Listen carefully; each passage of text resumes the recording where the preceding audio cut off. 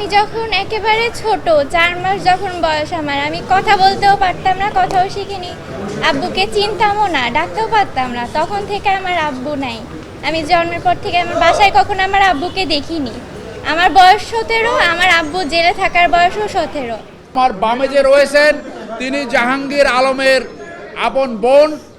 তারা এতদিন ধরে এই ন্যায় বিচারের অপেক্ষায় ছিলেন, আজকে তারা ন্যায় বিচার পেয়েছে। আমি যখন একেবারে ছোট 4 মাস যখন বয়স আমার, আমি কথা বলতেও পারতাম না, কথাও শিখিনি, আব্বুকে চিনতামও না, ডাকতেও পারতাম না। তখন থেকে আমার আব্বু নাই। আমি জন্মের পর থেকে আমার বাসায় কখনো আমার আব্বুকে দেখিনি। আমার বয়স 17, আমার আব্বু জেলে থাকার বয়সও 17। আর আব্বু মুক্তি পেল, আমরা তো আশা করিনি যে আব্বু মুক্তি পাবে। আমাদের দ্বিতীয়ভাবে দেশ স্বাধীন হলো, পরিবর্তনের কারণে আমরা ন্যায় বিচারের আশা করেছি। হ্যাঁ, আর এখন আব্বুকে পেয়ে অনেক খুশি। কে বাবাকে পেয়ে খুশি হবে না? তোমার নামটা বলো। দেখা হয় বাবার সাথে আমি যখন ক্লাস 6-এ পড়ি তখন একবার দেখা হয়েছে জেলে। কোন ক্লাসে পড়ো? এখন আমি ইন্টার ফার্স্ট ইয়ারে পড়ি। নামটা বলো তোমার। আমার নাম সাফা জুমাইনা। তোমার বাবার নাম কি আর কি হয়েছে ঘটনা? বাবার নাম জাহাঙ্গীর আলম। জাহাঙ্গীর আলম। আব্বুকে ভুলভাবে ধরা হয়েছে নামের জন্য। আমার আব্বুর নাম আর আমার দাদুর নাম, আরেকটা আসামির নাম আর তার বাবার নামের সাথে মিল রয়েছে।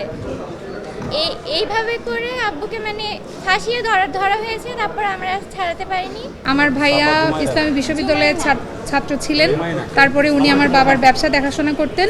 হঠাৎ করে আমার ভাইয়াকে অ্যারেস্ট করা হয়, আমরা কিছু বুঝে উঠতে পারিনি তখন। তারপর থেকে ভাইয়াকে 1 মাস মতো গুম করে রাখা হয়েছিল। 1 মাস পরে আমরা আমার ভাইয়ার খোঁজ পাই। 1 মাস মতো আমরা হন্যে হয়ে খুঁজেও কোথাও আমার ভাইয়ার কোনো হদিস পাইনি। তারপরে এতদিন ধরে মামলা চলছে। আমরা আশা করেছিলাম জজ কোর্টেই আমরা খালাস পাবো, কিন্তু 2018 সালের যে রায় হয় সেখানে আমরা আমাদের ন্যায় বিচার, প্রত্যাশিত বিচার আমরা পাইনি। ঘটনার দিন আমার ভাইয়া সহ আমরা সবাই, যে ঘটনাটা ঘটে 21শে আগস্টে, সেই দিন আমরা সবাই একসাথে উপস্থিত থেকে টিভিতে আমরা সংবাদটা দেখেছিলাম এবং সেই দিনে দোকানে আমার ভাইয়া সারাদিন বেচা কেনা করেছিল, সেখানকার সাক্ষীও পেশ করা হয়েছিল, কিন্তু তারপরেও আমরা ন্যায় বিচার পাইনি। দীর্ঘদিন পরে হাইকোর্টে আপিল করার পরে আমাদের বিজ্ঞ আইনজীবী উনি আমরা সহায়তায় দেশের পট পরিবর্তনে আমরা ন্যায় বিচার পেলাম। ধন্যবাদ সবাইকে।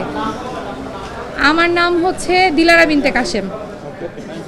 লাস্ট একটা কথা বলি, আপনারা এই মামলায় জজ মেয়ার নাটকের কথা শুনেছেন। এইটা আগের একটা ব্রিফিংয়ে আপনাদেরকে আমরা বলেছিলাম, এইটি ছিল দ্বিতীয় জজ মেয়া নাটক। তাকে 4টা গ্রেপ্তারের তারিখ দেখানো হয়েছে। গ্রেপ্তার করে যেমনটি শুনেছেন 1 মাস তাকে গুম করে রেখেছিল।